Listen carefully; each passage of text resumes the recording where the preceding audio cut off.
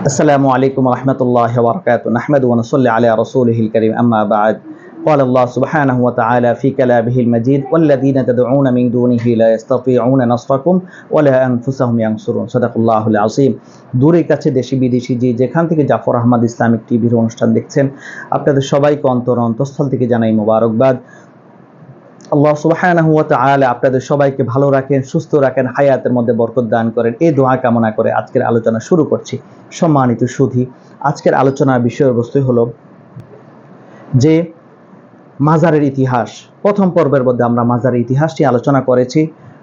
ইনশাআল্লাহ দ্বিতীয় পর্বের মধ্যে মাজারের ইতিহাস, যে মাজার কি নিজে নিজেই আবিষ্কৃত হয়েছে না মানুষের বানানো জিনিস, আর মাজার বানানোর উদ্দেশ্য কি, তার দ্বিতীয় পর্ব নিয়ে আমরা আলোচনা করবো ইনশাআল্লাহ।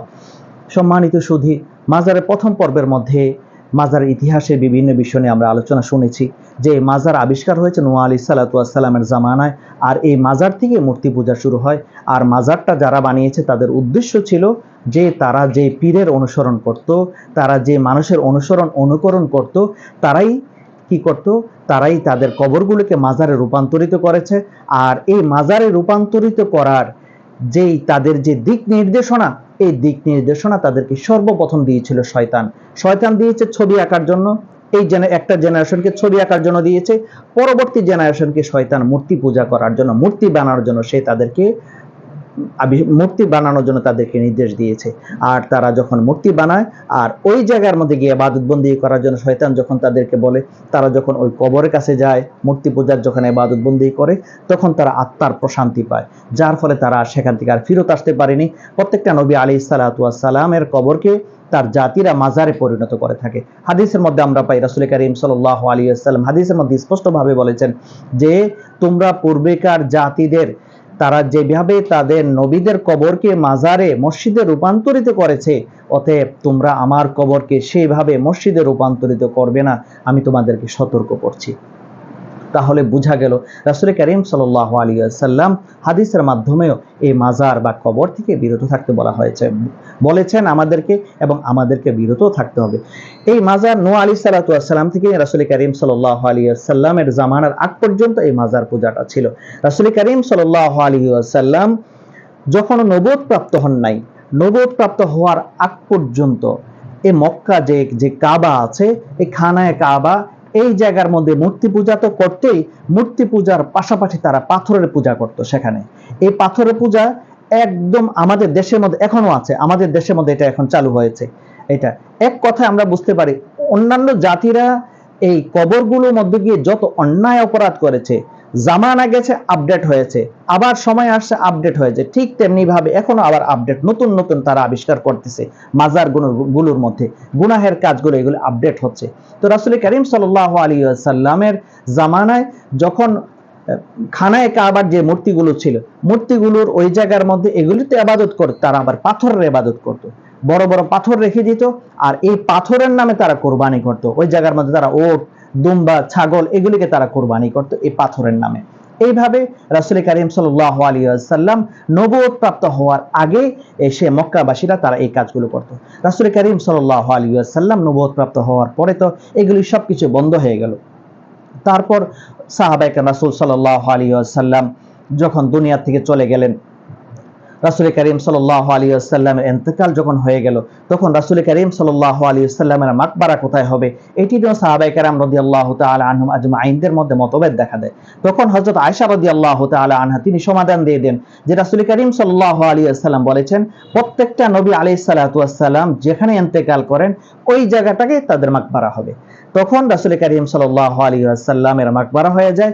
তিনি যেই ঘরে তিনি থাকতেন, হযরত আয়েশা রাদিয়াল্লাহু তাআলা আনহার ঘর, এইটাই রাসূল কারীম সাল্লাল্লাহু আলাইহি ওয়াসাল্লামের রওজা মোবারক হয়।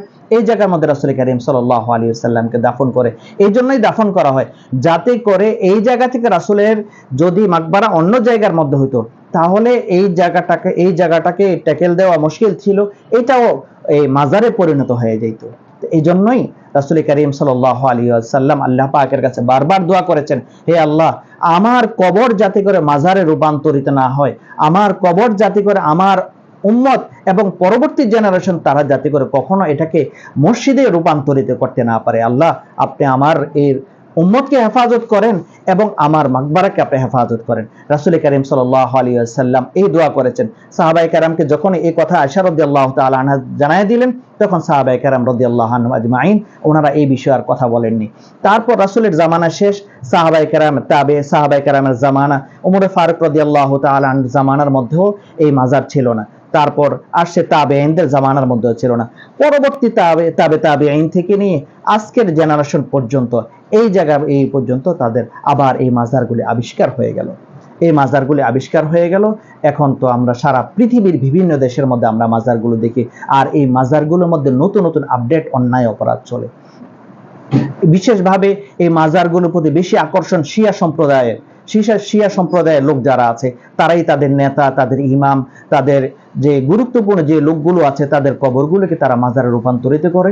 আর ওই কবরগুলিকে তারা কি করে, সেখানে গিয়ে সেই অন্যান্য নবীদের জামানার মধ্যে তারা যে কার্যকলাপগুলো করত, সেখানে গিয়ে তাদের কবরের কাছে প্রার্থনা করত, কান্নাকাটি করত, রোনাজারি করত এবং তাদের কাছে সাহায্য চাইতো। ঠিক সেম কোয়ালিটি তারাও করে থাকে। আর এখন বর্তমানে আমাদের দেশের মধ্যে যে মাজারগুলো আছে এগুলির মধ্যে আরো আপডেট হয়ে গেছে। আমাদের মাজারগুলো মসজিদে রূপান্তরিত হয়েছে, এখানে সেজদার ইন্তজাম হয়। আপনি দেখেন মাজারগুলিকে কিভাবে মানুষ সেজদা দিয়ে থাকে। যে মক্কায় খানায়ে কাবা, এই জায়গার মধ্যে কোনো ব্যক্তি যদি এক ওয়াক্ত নামাজ পড়ে 1,00,000 রাকাত নামাজ আদায় করার সওয়াব পায়। মদিনা মসজিদে গিয়ে কোনো ব্যক্তি যদি নামাজ আদায় করে তিনি 50,000 রাকাত নামাজের সওয়াব পান। আর এই মসজিদগুলোর মধ্যে যখন মানুষ প্রবেশ করে তখন মানুষ বুক দিয়ে প্রবেশ করে, সামনে অগ্রসর হয়।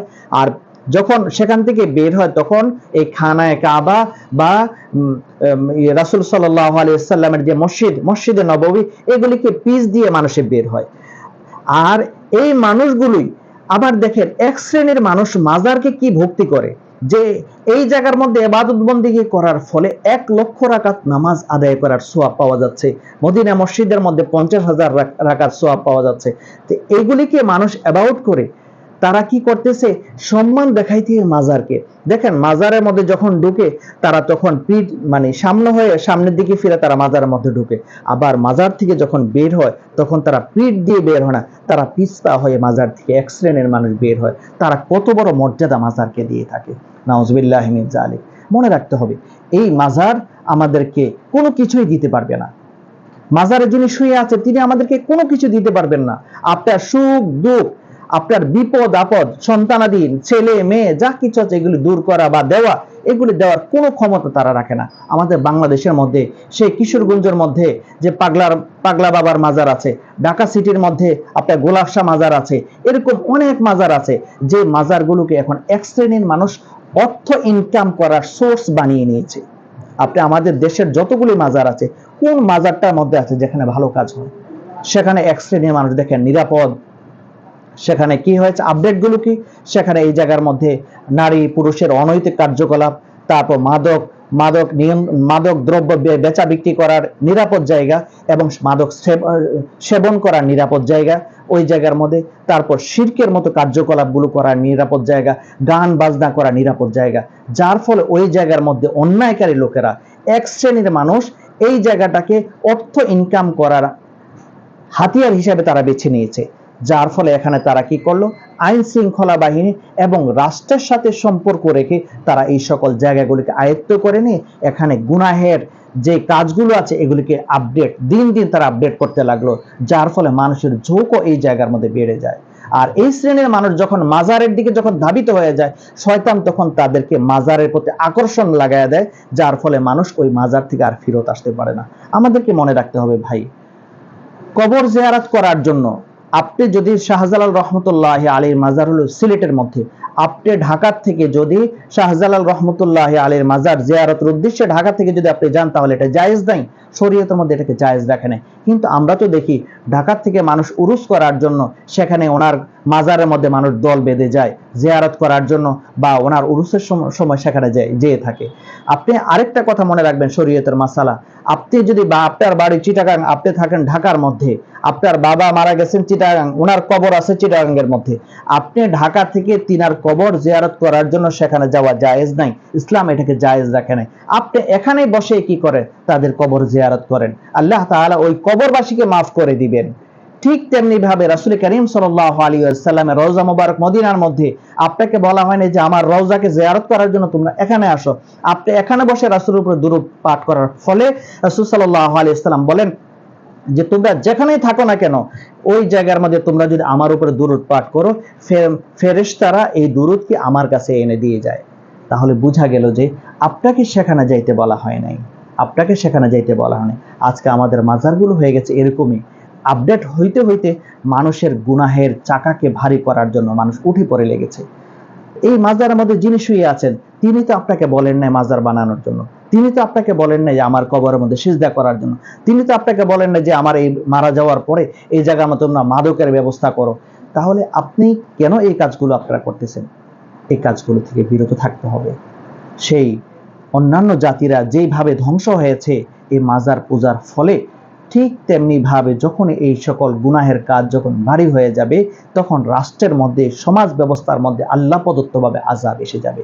এজন্য আমাদেরকে এই সকল কার্যকলাপ থেকে আমাদের বিরত থাকতে হবে। প্রত্যেকটা নবী আলাইহিস সালাতু ওয়াস সালাম তার জাতিকে এই কবর পূজা, মাজার পূজা থেকে বিরত থাকার কথা বলেছেন। অতএব আমাদেরকেও এই মাজারের যেই সাইটগুলো আছে, এই মাজারের এই সাইট থেকে আমাদের সবাইকে বিরত থাকতে হবে। এই মাজার নবী আলাইহিস সালাতু ওয়াস সালাম পর্যন্ত ছিল, পরবর্তী রাসূল সাল্লাল্লাহু আলাইহি ওয়াসাল্লাম, সাহাবায়ে কেরাম, তাবেঈনের যুগে ছিল না, পরবর্তী প্রজন্ম থেকে নিয়ে আজ পর্যন্ত এই মাজারগুলোর মধ্যে এখন আছে। এই মাজারগুলোর মধ্যে পাথর পূজা হয়। আপনারা জানেন শরীয়তপুরে একটা জায়গা আছে সুরেশ্বর, ওই জায়গার মধ্যে সাদা পাথর এবং কালো পাথর একটা পাথর আছে, ওই পাথরকে সেখানে মানুষ জিয়ারত করে এবং ওটাকে সিজদা দিয়ে থাকে। ঠিক ওই খানায়ে কাবা রাসূল সাল্লাল্লাহু আলাইহি ওয়াসাল্লামের জামানায় যখন রাসূল এই নবুয়ত প্রাপ্ত হননি, ওই সময় যেমনি ভাবে মক্কার মুশরিকরা সেখানে সে পাথর পূজা করত, এখনকার মাজারের মধ্যে গিয়ে মানুষ এই পাথর পূজা শুরু করে দিল। কবর তো পূজা করতেই আছে, কবরের পূজা তো করতেই আছে, আর পাশাপাশি মাজার পূজা করতেছে। আবার এই মাজারগুলো আবার কিছু কিছু জায়গার মধ্যে কবরও নাই, শুধু ওই জায়গার মধ্যে মাজারের সিস্টেম করে ফুল দিয়ে ওটাকে ঘরের মতো করে গম্বুজ বানিয়ে সেটাকে মাজার হিসেবে মানুষকে সিজদা করার ব্যবস্থা করে দিতেছে। কত বড় গর্হিত কাজ, কত বড় অন্যায় কাজ। এই জন্য মনে রাখতে হবে ভাই, এগুলি সব হলো শিরক। এই সকল কার্যকলাপ থেকে বিরত থাকা প্রত্যেকটা মানুষের ঈমানি দায়িত্ব। তো আমরা মাজার নিয়ে আমরা অনেক আলোচনা করেছি, যে মাজার আবিষ্কার কখন থেকে হয়েছে, কি উদ্দেশ্যে মাজারগুলো আবিষ্কার হয়েছে, বর্তমান জামানার মধ্যে যে মাজারগুলোর মধ্যে যে গুনাহের কার্যকলাপগুলো হয় এগুলো নিয়ে আমরা আলোচনা শুনেছি। আমরা সবাই এই মাজারে যাওয়া এবং সেখান থেকে আমরা বিরত থাকা, এটা হলো আমাদের প্রত্যেকের ঈমানি দায়িত্ব।